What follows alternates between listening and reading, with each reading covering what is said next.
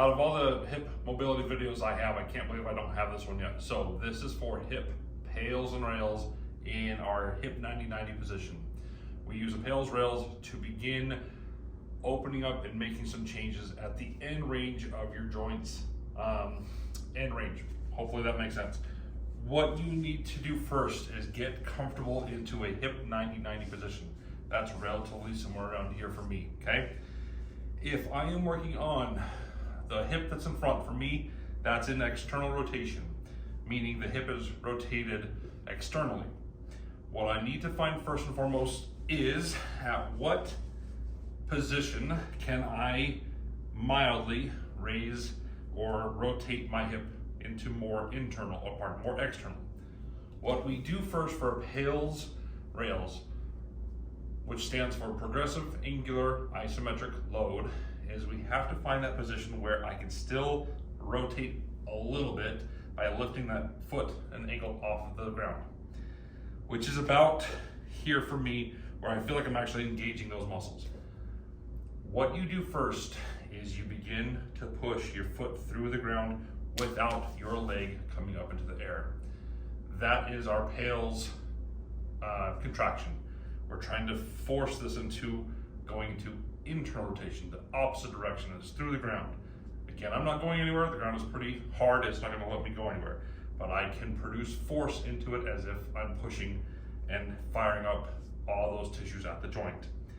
After my PAILs contraction, an automatic change of direction for a rails contraction, regressive angular isometric load. Now, you saw I'm doing it while I'm talking. The intensities required to make change, that needs to be closer to 100, which means you're probably not talking and you're probably not hanging out talking and chilling with your friends. So, for a higher intensity PAILs contraction, I'm going to begin pushing and I'm finding my 100%, and it might take me some time. And I count 5, 4, 3, 2, 1, and I lift at that same intensity up. 4, 3, 2, 1. That is PAILs and rails for the hip in external rotation. We can do the same thing for that posterior hip that is into internal rotation. For me, you will notice I can get about that high without changing any other posture. So we'll start here. PAILs first, pushing your foot and ankle through the ground. You're finding all those tissues that help push. Build that intensity up to 100%.